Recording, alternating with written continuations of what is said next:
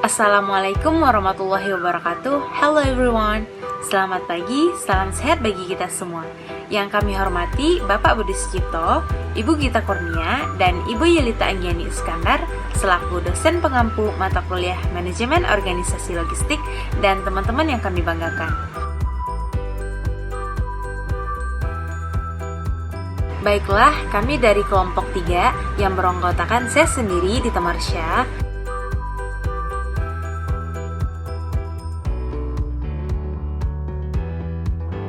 Muhammad Fauzan Al-Ghifari,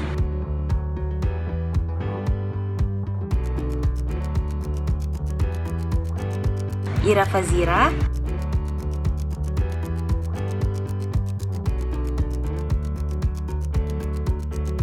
Talita Ashifa,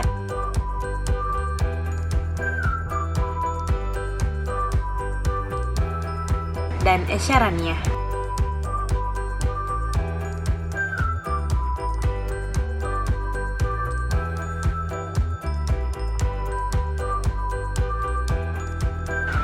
Akan memaparkan tentang yang pertama, merancang jaringan organisasi, dan yang kedua, strategi dan organisasi multibisnis.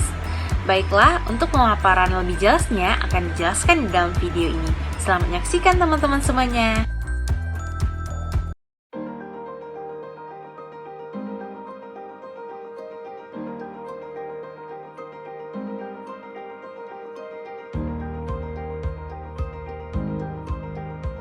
Organisasi fungsional bisnis tunggal merupakan organisasi jaringan. Organisasi jaringan mulai muncul ketika sebuah perusahaan melakukan aktivitas yang lebih unggul. Perusahaan tersebut akan berkolaborasi dengan perusahaan lain untuk memperoleh kegiatan lain di mana pihak luar ini lebih unggul. Jaringan perusahaan ini membentuk unit bisnis unggul yang melakukan semua tugas di sepanjang rantai nilai. Ada dua tantangan desain organisasi baru dengan organisasi kerja bersih, yaitu yang pertama, meskipun perusahaan telah mengalihkan kemampuan ke hal yang lebih baik, namun satu atau dua fungsi ini masih saling bergantungan dengan fungsi-fungsi yang dimiliki dan diaplikasikan oleh perusahaan. Yang kedua, kemitraan dapat membocorkan kekayaan intelektual dari satu perusahaan ke perusahaan lain.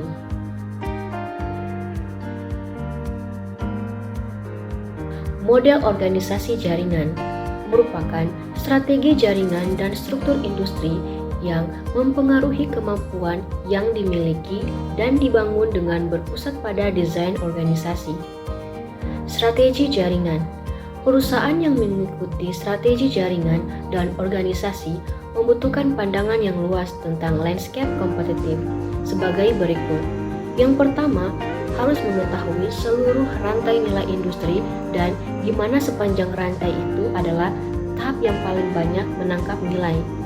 Pemahaman ini penting karena nilai bermigrasi dari waktu ke waktu dalam rantai nilai apapun dari satu tahap ke tahap lainnya. Pemahaman ini akan membantu perusahaan menghindari outsourcing dan aktivitas yang nilainya akan bermigrasi dalam beberapa tahun ke depan. Yang kedua, landscape kompetitif perusahaan mencakup industri lain yang menyatu dengan industri mereka sendiri. Era digital merupakan era konvergensi industri. Contohnya Nike. Saat ini, Nike bersaing dengan situs web perawatan kesehatan yang memberikan saran tentang olahraga dan dengan penyedia jam tangan dan perangkat digital. Oleh karena itu, strategi ini perlu menggunakan lensa sudut lebar saat memutuskan tempat bermain dan cara menang. Keputusan strategis dalam organisasi jaringan dibuat lebih sering dan lebih dominan karena keunggulan kompetitif tidak lagi bertahan lama. Tidak hanya setiap keunggulan kompetitif bersifat sementara, tetapi waktu paruh keuntungan menjadi semakin pendek. Integrasi vertikal dan horizontal. Integrasi vertikal merupakan strategi perusahaan untuk memperoleh pengontrolan dari distributor agar perusahaan dapat meningkatkan nilai industrinya dan mengurangi biaya transaksi. Integrasi horizontal merupakan strategi perusahaan untuk mendapatkan alih dari perusahaan lain dalam nilai industri yang sama agar perusahaan dapat meningkatkan diferensiasi produk.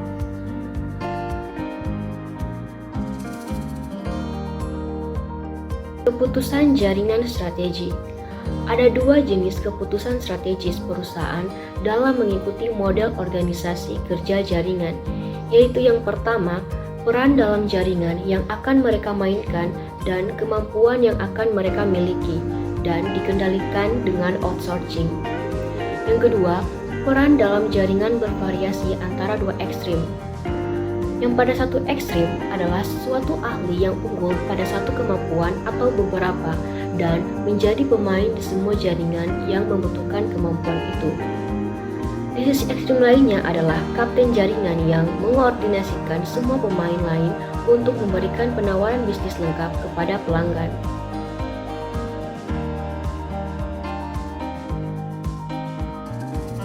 Menurut Fine tahun 1998, seorang kapten harus melakukan outsourcing kapasitas, tetapi bukan pengetahuan yang mendasari kemampuan kunci. Peran kapten sebagai orang yang memiliki pilihan utama seperti kemampuan mana yang harus dimiliki dan dijalankan dan mana yang harus di-outsourcing.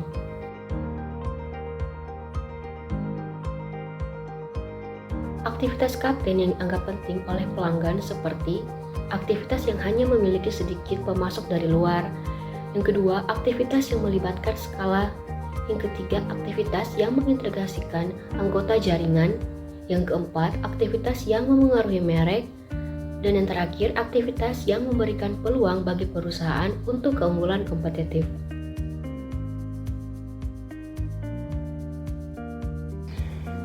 Baiklah, selanjutnya yaitu merancang jaringan organisasi.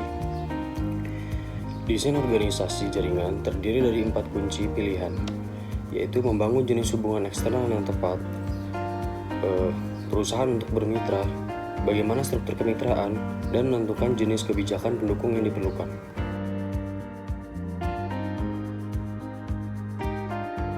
Pada hubungan eksternal, perusahaan memilih perannya dalam jaringan dan memutuskan aktivitas mana yang harus dilakukan dan mana yang untuk mengontrak.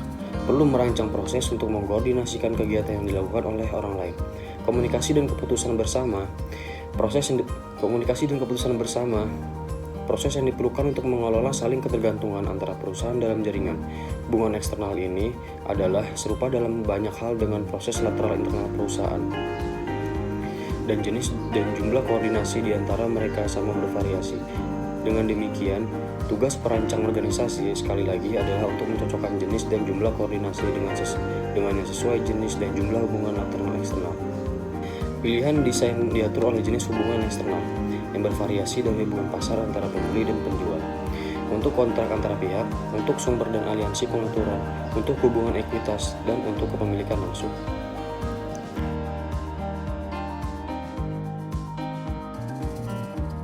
Kontinum ditunjukkan pada gambar di atas, di mana hubungan terkait dengan jumlah koordinasi yang diperlukan dan jumlah ketergantungan atau kerentanan terhadap perusahaan luar. Jumlah koordinasi bervariasi dengan jumlah saling ketergantungan antara mitra dan jumlah variasi perubahan tak terduga. Ketergantungan memiliki 2 dimensi. Yang pertama, seberapa penting kontribusi mitra dan beberapa banyak orang lain bisa menyediakannya. Jelas, kekritisan tinggi dan beberapa lainnya penyedia berarti ketergantungan yang tinggi.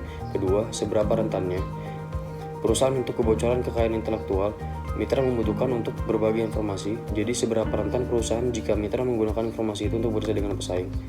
Contohnya yaitu Microsoft dengan bekerja sama dengan Apple untuk mengembangkan Microsoft Office untuk dijalankan di sistem operasi Mac. Berdasarkan apa yang dipelajari Microsoft, perusahaan merilis Windows 3.0 yang menduplikasi Mac. Kemudian Apple kehilangan daya saingnya keuntungan. Semakin rentan suatu perusahaan, semakin tinggi ketergantungan dan semakin besar pula kebutuhan akan kekuatan hubungan. Hubungan yang ada di gambar tadi adalah yang paling murah dan yang mudah digunakan. Saat perancang melanjutkan daftar, hubungan menjadi lebih kompleks dan membutuhkan lebih banyak waktu dan usaha manajemen. Perancang harus melanjutkan hanya sampai pada titik di mana koordinasi diperlukan oleh strategi kemitraan tercapai.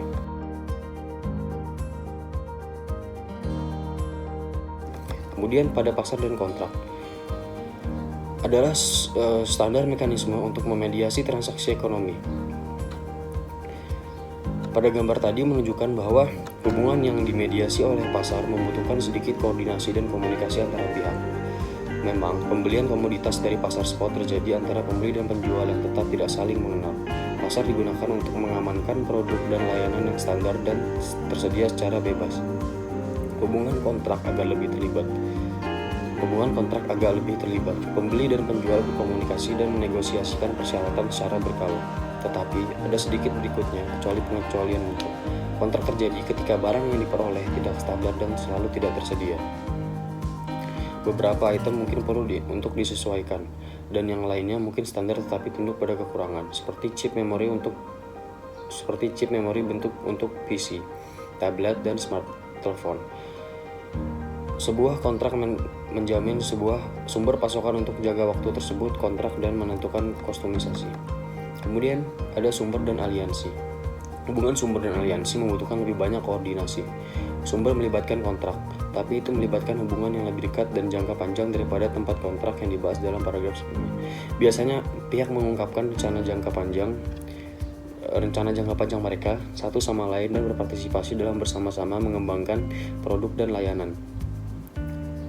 Sebagai contoh, perusahaan mobil yang mengembangkan mesin bekerja dengan mengembangkan katalytik converter untuk menghilangkan polusi dan knalpot.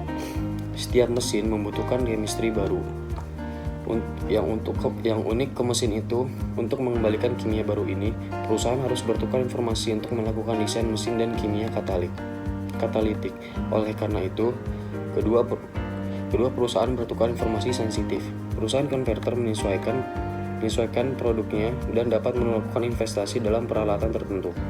Membenarkan upaya dan investasi oleh perusahaan konverter, perusahaan mobil memberi pemasok katalitik kontrak sumber tunggal dan volume yang besar. Hubungan sumber semacam ini memiliki beberapa karakteristik. Salah satunya adalah penyesuaian substansial oleh pemasok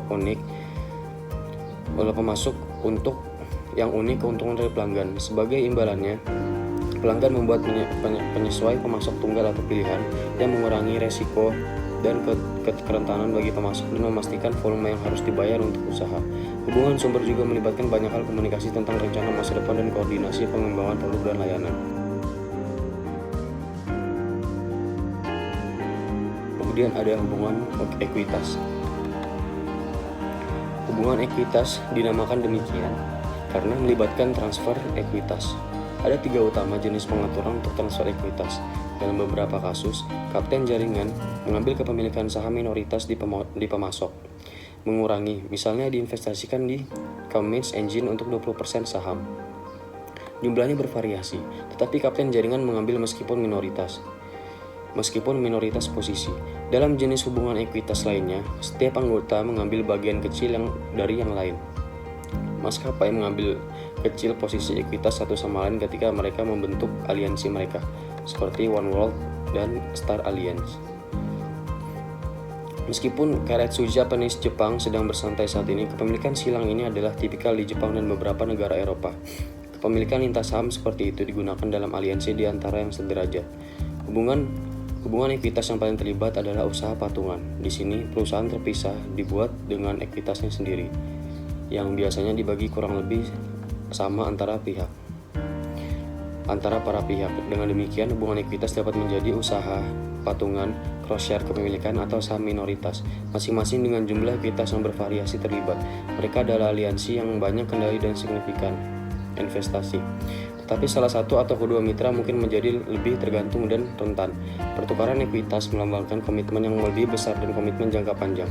Hubungan ekuitas biasanya lebih sulit untuk dilepaskan daripada hubungan aliansi, yang bahkan memiliki tanggal penghentian.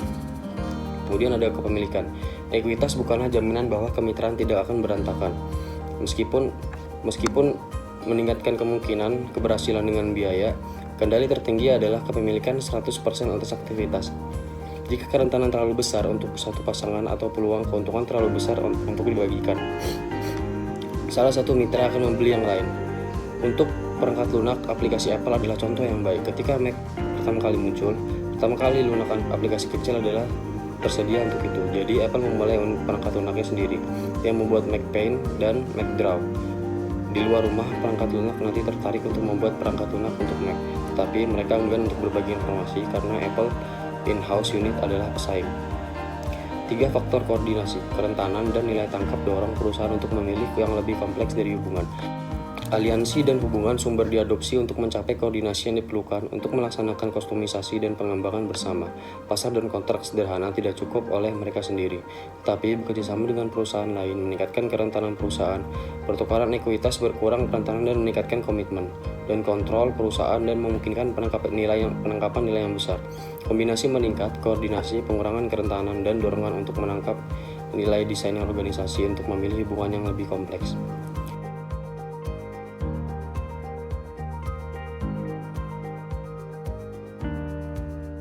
Kemudian ada seleksi mitra. Pilihan mitra sangat penting dalam aliansi dan hubungan ekuitas.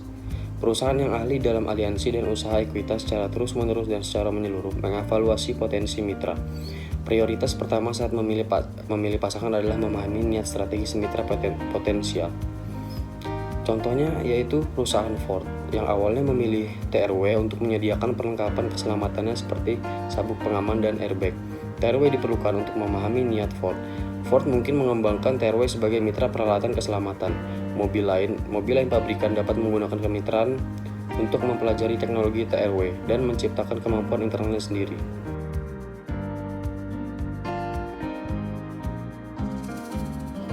Kemudian ada di struktur kemitraan.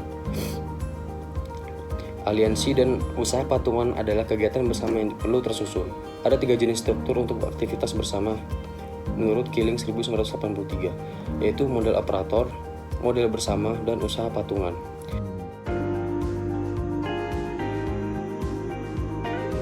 Aliansi itu sendiri mungkin merupakan struktur fungsional yang berfokus pada pengembangan dan memasok produk, layanan, atau teknologi. Anggota dari kedua mitra membentuk dewan untuk mengawasi kegiatan. Model operator digunakan dalam pengaturan sumber dan kadang-kadang dalam aliansi dan usaha patungan.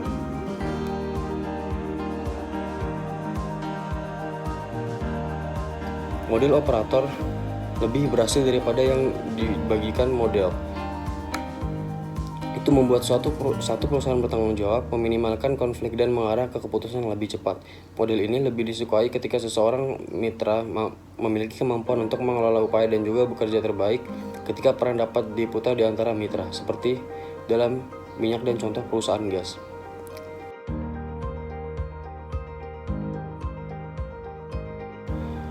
Model bersama ditandai dengan dewan kecil dan aktif, biasanya terdiri dari 4 atau 5, tidak lebih dari 7 orang. Itu dikelola dengan 2 manajer dari masing-masing mitra dan aliansi manajer umum.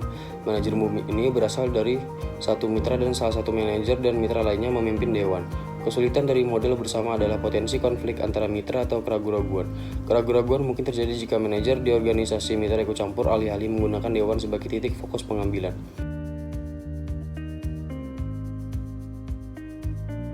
Tetapi jika mitra terampil dalam aliansi dan usaha patungan dan jika dewan aktif, kemitraan dapat memanfaatkan kombinasi dan keterampilan yang saling melengkapi. Seperti gambar pada gambar 7.6. Model ini sering diadopsi oleh banyak perusahaan patungan. Sebuah usaha biasanya dimulai dengan menggunakan operator atau model bersama dan berkembang ke dalam model otonom. Dewan direksi menjadi dewan biasa, keputusan utama dibuat dalam usaha. Manfaatnya adalah usaha itu kemudian dapat bertindak lebih banyak cepat untuk menghadapi situasi bisnis yang berubah.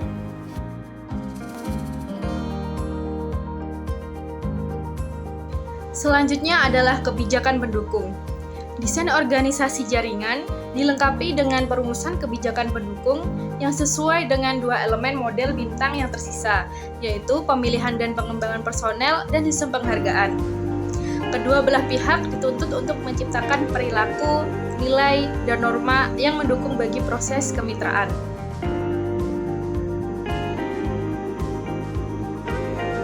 Banyak keterampilan yang sama untuk memfasilitasi proses lateral, internal, dan memfasilitasi proses antar perusahaan. Kunci utamanya adalah kemampuan untuk mempengaruhi tanpa otoritas dan fasilitas untuk bekerja dengan orang-orang dari budaya yang berbeda. Seringkali, orang-orang mudah berpartisipasi dalam proses internal ke proses eksternal. Bagian ini adalah melatih karyawan untuk memahami aspek strategi perusahaan dan kompetensi inti yang tidak boleh dilupakan. Karena semakin banyak orang yang bekerja secara kontak langsung dengan orang-orang dari perusahaan lain, maka pelatihan ini akan menjadi penting bagi karyawan. Sistem penghargaan perlu ditambah untuk mendorong karyawan mencari hasil yang saling menguntungkan. Bermitra harus baik untuk kedua belah pihak, dan perusahaan yang efektif mempromosikan dapat melihat situasi melalui mata mitra. Misalnya, suatu perusahaan sedang mengevaluasi kembali pendekatan kemitraannya. Perusahaan ini selalu berusaha untuk menang dalam bernegosiasi, dan tahun lalu memenangkan perjanjian royalti yang sangat bagus dari mitranya tersebut. Tapi, tahun ini tidak merayakannya lagi karena royalti sangat menguntungkan sehingga mitra tidak memiliki insentif untuk memenuhi perjanjian kemitraan. Perusahaan saat ini sedang melakukan negosiasi ulang sehingga kedua mitra dapat memperoleh keuntungan dari hubungan tersebut. Dengan demikian, sistem penghargaan perlu mempromosikan pencarian terus-menerus untuk hasil yang memuaskan.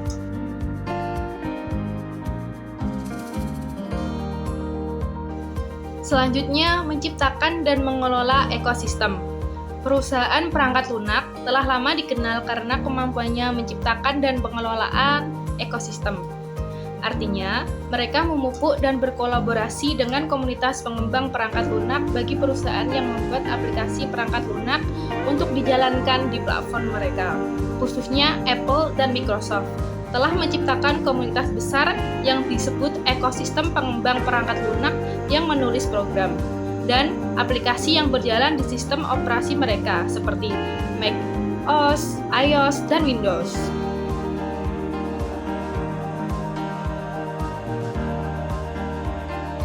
Saat ini, Nike, GE, dan pembuat mobil Detroit menanamkan semua jenis chip semikonduktor dalam produk mereka dan membuat perangkat lunak sistem untuk mengumpulkan dan memproses semua data yang berasal dari chip tersebut. Perusahaan-perusahaan ini menyadari bahwa mereka dapat membuka sistem ini dan mempublikasikan informasi yang sesuai API. Sehingga komunitas pengembang perangkat lunak dapat menulis aplikasi untuk sistem atau platform mereka.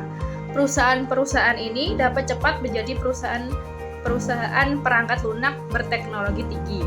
Mereka merekrut pengembang perangkat lunak dan menciptakan inkubator untuk mendukung startup yang akan menulis perangkat lunak untuk platform mereka.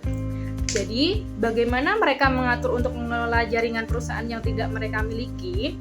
Nike adalah contoh yang kami gunakan sebelumnya. Ini awalnya menciptakan fungsi digital dalam bisnisnya yang sedang berjalan.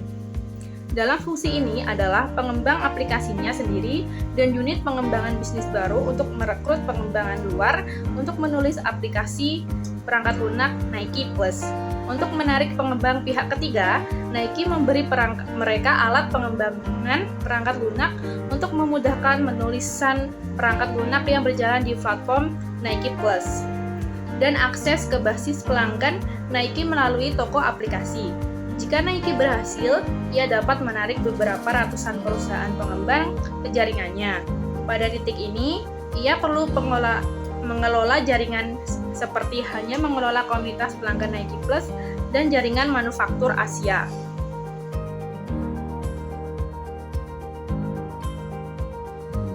Sebuah organisasi jaringan. Organisasi jaringan, jenis organisasi ini akan muncul ketika suatu industri perubahan dari model yang terintegrasi secara vertikal menjadi model yang terintegrasi secara horizontal. Jaringan mengintegrasikan industri untuk pelanggan daripada perusahaan individu. Hal ini juga dapat terjadi ketika sebuah perusahaan melakukan outsourcing. Kegiatan di mana perusahaan lain berada di atas angin. Sebuah jaringan biasanya memiliki perusahaan pusat sebagai kapten dan menjaga jaringan tetap sehat.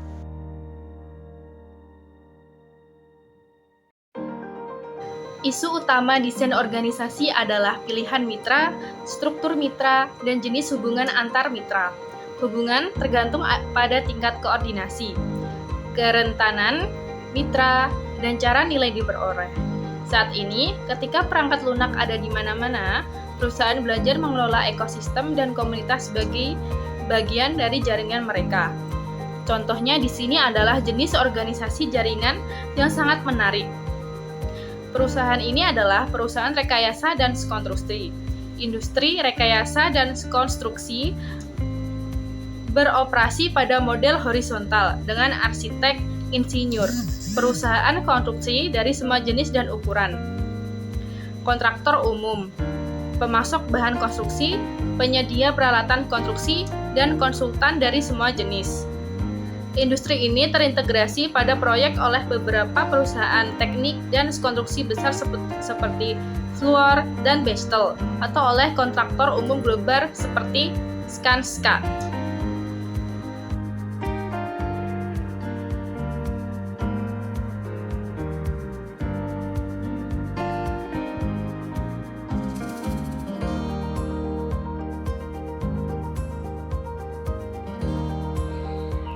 Selanjutnya adalah strategi portofolio. Jadi, studi tentang strategi dan organisasi sebuah perusahaan telah berkembang selama kurang lebih 50 tahun lamanya. Awalnya, teori manajemen akan membuat daftar pro dan kontra dari pengorganisasian berdasarkan fungsi, lini produk, atau geografi. Namun, semuanya telah berubah setelah Alfred D. Sandler mengamati bukti empiris dan menerbitkan buku berjudul Strategi and Structure pada tahun 1962 dan menyimpulkan bahwa struktur perusahaan bergantung pada strategi portofolio yang dijalankannya. Contohnya adalah BMW. Perusahaan ini menjalankan strategi bisnis tunggal dan mengadopsi struktur fungsional. Setelah itu, beberapa peneliti mulai meneliti pola karir dan praktik kompensasi di perusahaan yang mengikuti strategi diversifikasi yang berbeda. Seperti Chandler, mereka menemukan pola dan praktik yang berbeda untuk dikaitkan dengan strategi dan struktur yang berbeda. Jadi, kesimpulannya, temuan Chandler yang mengatakan bahwa strategi yang berbeda mengarah pada struktur yang berbeda dapat digeneralisasikan pada fakta bahwa strategi yang berbeda mengarah pada praktik SDM yang berbeda juga. Kesimpulan lainnya mengatakan bahwa kombinasi strategi, struktur, karir, dan kompensasi ini cocok bersama seperti yang diprediksi oleh Star model sebelumnya. Misalnya memindahkan manajer di anak perusahaan asuransi Geico Berkshire Hathaway ke anak perusahaan produk bangunan Manville. Hal ini sangat tidak masuk akal karena bisnis di perusahaan induk selalu berbeda untuk memungkinkan karir di seluruh perusahaan. Sedangkan pemindahan manajer pemasaran dari bisnis serial Kellogg ke Kibler yang merupakan bisnis makanan ringan sangat masuk akal. Oleh karena itu, menurut Galbraith dan Kazanjian pada tahun 1986, strategi yang berbeda menyebabkan kombinasi yang berbeda dari struktur, praktik sumber daya manusia, dan kebijakan lainnya. Dan kombinasi ini dapat menghasilkan kinerja tinggi apabila semua kebijakannya itu diselaraskan.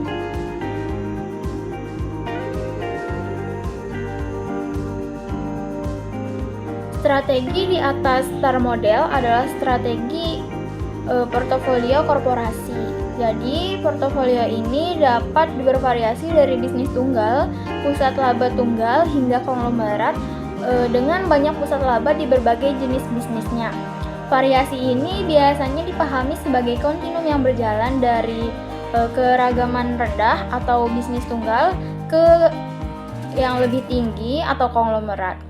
Nah, salah satu upaya untuk mengukur keragaman ini menggunakan kode standar industri klasifikasi atau SIC dari Departemen Perdagangan. Namun, sekarang kode-kode ini tidak cukup menangkap keragaman yang signifikan untuk penataan organisasi.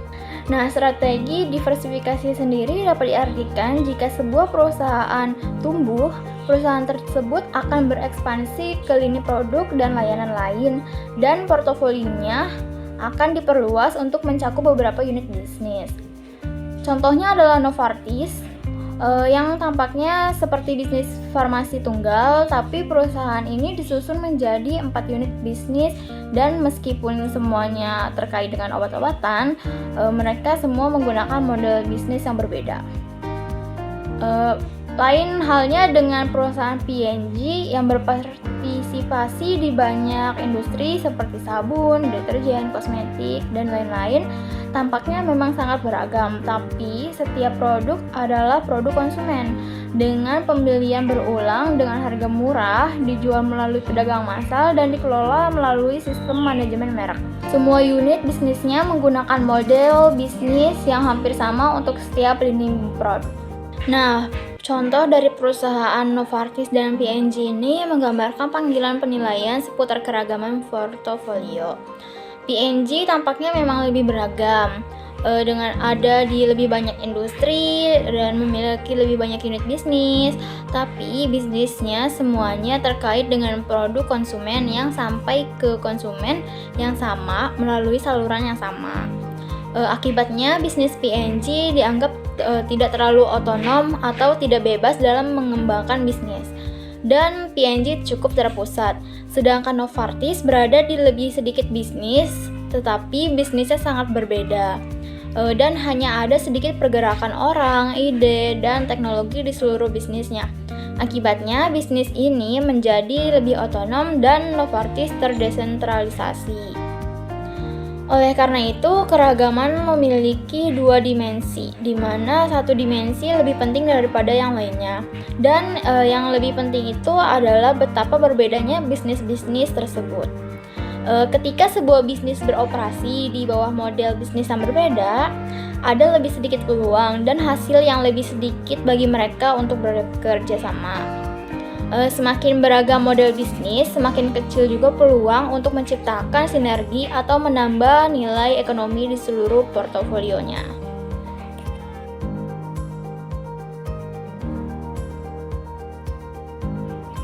Selanjutnya adalah model bisnis.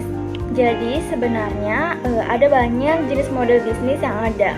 Namun salah satu perbedaan yang paling umum adalah antara B2C, business to consumer, dengan B2B, business to business, di mana B2C ini adalah transaksi yang dilakukan produsen kepada konsumennya secara langsung, sedangkan B2B merupakan transaksi antara pelaku bisnis satu dengan pelaku bisnis yang lainnya. Nah, B2C ini dapat dipecah menjadi barang-barang kemasan konsumen yang merupakan barang-barang dengan harga yang rendah, pembeliannya dapat berulang, dan barang-barang konsumen tahan lama, atau barang-barang yang dapat ditunda dan dijual dengan harga yang lebih tinggi secara kredit. Sedangkan B2B ini dapat dibagi menjadi produk komoditas dan produk bernilai tambah. Bisnis B2B ini bisa berbeda tergantung di mana di sepanjang rantai nilai mereka beroperasi.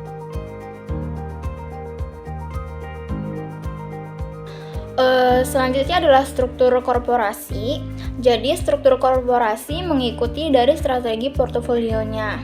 Nah, penting juga diingat bahwa strategi itu membentuk kontinum. Namun untuk tujuan kejelasan dan perbandingan, saya di sini akan menjelaskan menggunakan 3 model portofolio strategi. Yang pertama ada single business menggunakan struktur fungsional, yang kedua ada relate business yang menggunakan struktur divisional, dan yang terakhir adalah unrelated business yang menggunakan struktur holding company.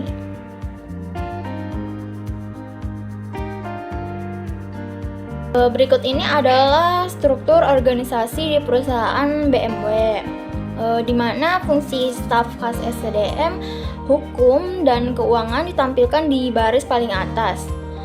Selain itu, banyak juga keputusan bersifat lintas fungsi yang terpusat di tim kepemimpinan.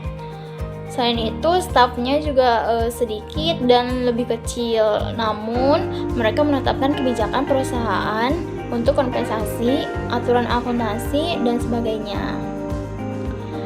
Semua bisnis tunggal tampaknya mengadopsi struktur fungsional, terlepas dari apakah mereka bisnis jasa atau pengecer atau produsen, dan terlepas dari model bisnis mereka.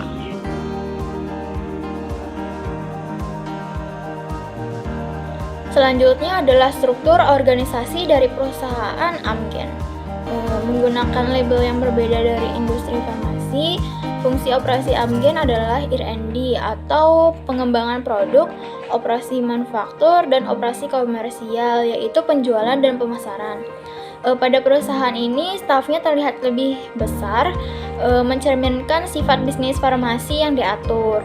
Mereka juga memiliki Chief Compliance Officer yang melapor kepada CEO, sehingga tidak ada fasilitas yang ditutup. Selain itu, fungsi urusan pemerintahan juga melapor kepada CEO, menunjukkan wewenang dan pentingnya berurusan dengan Food and Drug Administration. Semua perusahaan dimulai sebagai organisasi fungsional bisnis tunggal. Tapi ketika mereka tumbuh dan melakukan diversifikasi, mereka berkembang menjadi strategi portofolio bisnis terkait dan model pusat multi-profit divisi.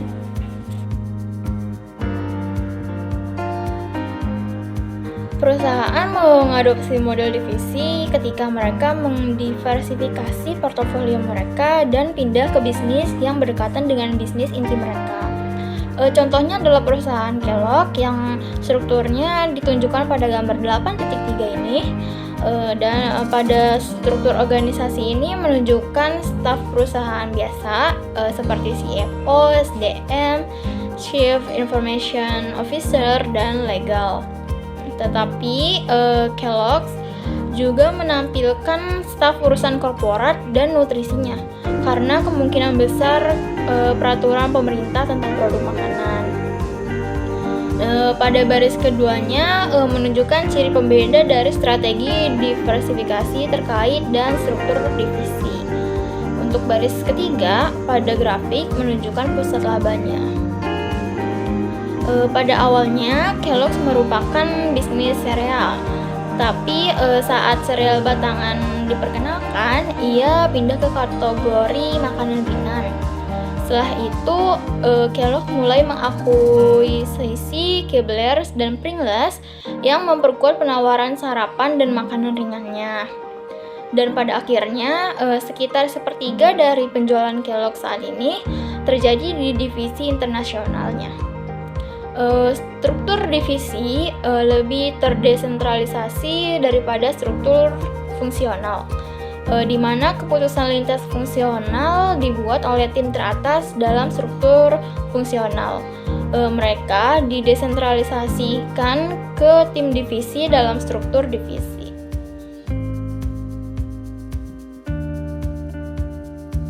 Jenis struktur strategi terakhir adalah strategi diversifikasi yang tidak terkait yang dijalankan melalui struktur perusahaan induk atau holding company.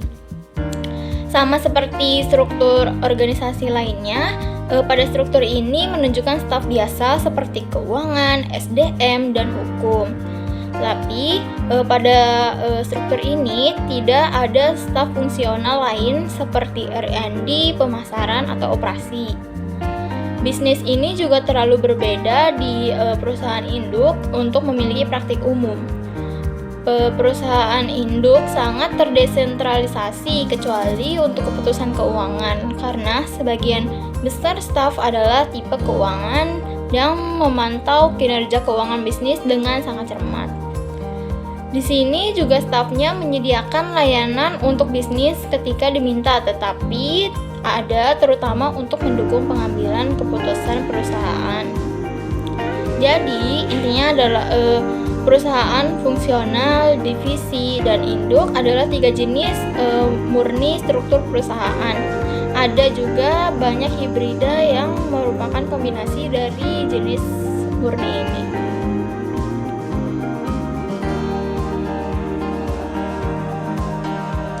Baiklah, di sini saya akan menjelaskan tentang proses pengendalian untuk organisasi fungsional bisnis tunggal adalah proses pusat biaya.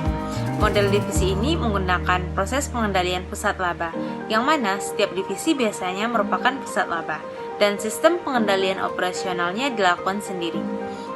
Korporasi menjalankan strategi dan kontrol keuangan atas divisi. Strategi yang berbeda menyebabkan proses kontrol yang berbeda juga.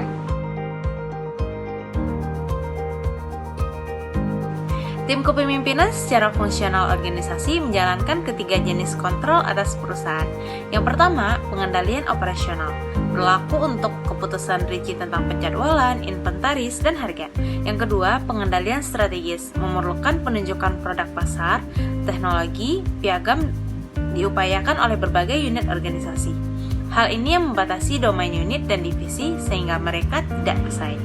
Yang ketiga, kontrol keuangan, seperti alokasi, pengukuran, dan pertanggungjawaban anggaran untuk memenuhi target keuangan.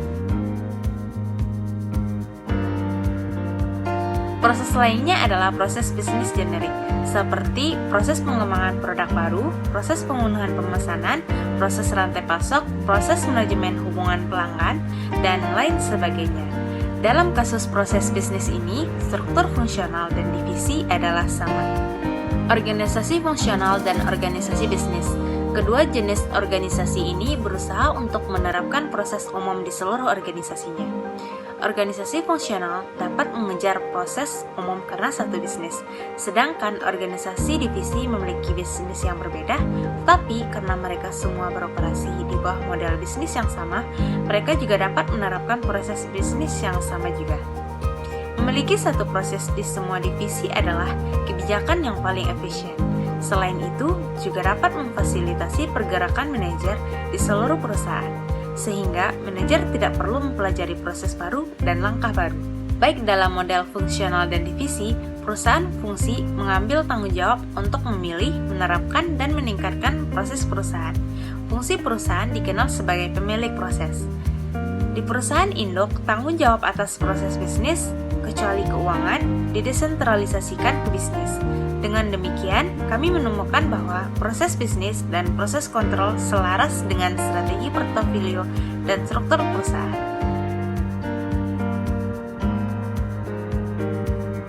Selanjutnya, reward system atau sistem penghargaan. Pada bagian ini, membahas tentang jenis kompensasi formal dari imbalan. Fokus kebijakan kompensasi yaitu pada CEO, tim kepemimpinan, dan manajer umum bisnis. Salah satu perbedaan utama di ketiga strategi ini adalah tingkat saling ketergantungan di antara para anggotanya. Tim kepemimpinan organisasi fungsional adalah yang paling saling bergantung. Faktor saling ketergantungan merupakan dasar dari banyak perbedaan dalam kebijakan kompensasi di tingkat kepemimpinan.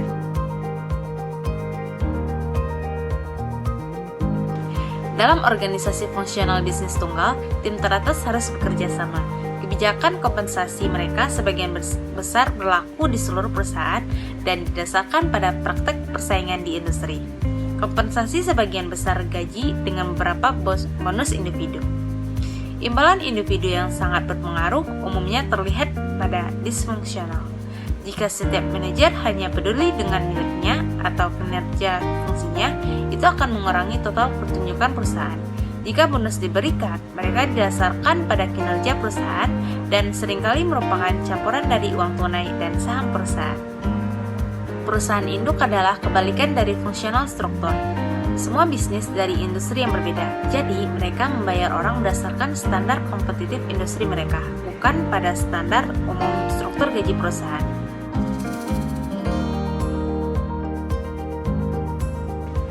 Selanjutnya, people atau orang. Bagian ini juga membahas dimensi orang dari model bintang. Kebijakan ini sering diselaraskan di sekitar bangunan identitas dan budaya perusahaan yang sama.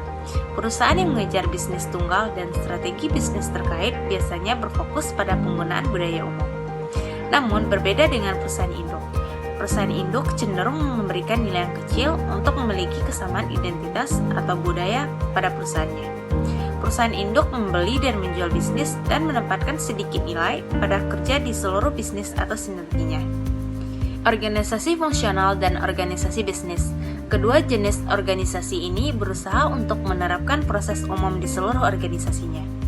Organisasi fungsional dapat mengejar proses umum karena satu bisnis, sedangkan organisasi divisi memiliki bisnis yang berbeda, tetapi karena mereka semua beroperasi di bawah model bisnis yang sama, mereka juga dapat menerapkan proses bisnis yang sama juga. Memiliki satu proses di semua divisi adalah kebijakan yang paling efisien. Selain itu, juga dapat memfasilitasi pergerakan manajer di seluruh perusahaan, sehingga manajer tidak perlu mempelajari proses baru dan langkah baru. Baik dalam model fungsional dan divisi, perusahaan fungsi mengambil tanggung jawab untuk memilih, menerapkan, dan meningkatkan proses perusahaan. Fungsi perusahaan dikenal sebagai pemilik proses. Di perusahaan induk, tanggung jawab atas proses bisnis, kecuali keuangan, didesentralisasikan ke bisnis.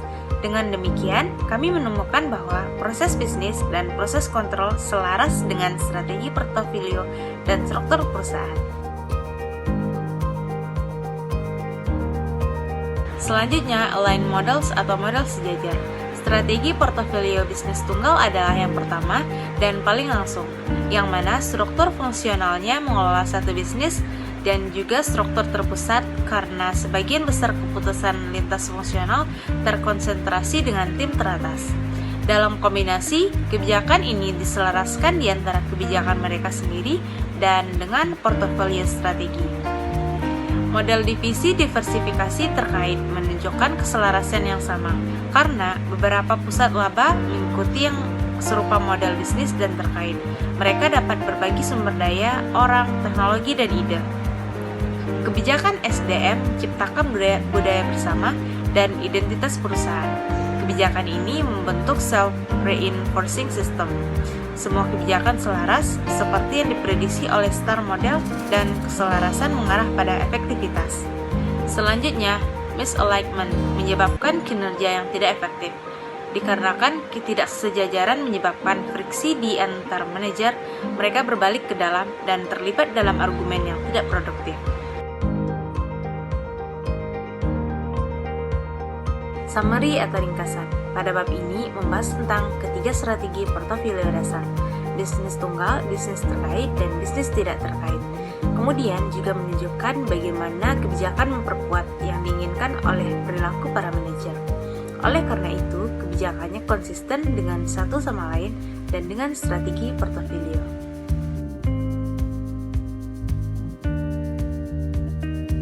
Baiklah, itulah hasil pemaparan dari kelompok kami. Jika terdapat kesalahan kata, kami mohon maaf. Wabillahi taufiq wal hidayah. Wassalamualaikum warahmatullahi wabarakatuh. Selamat pagi teman-teman semuanya.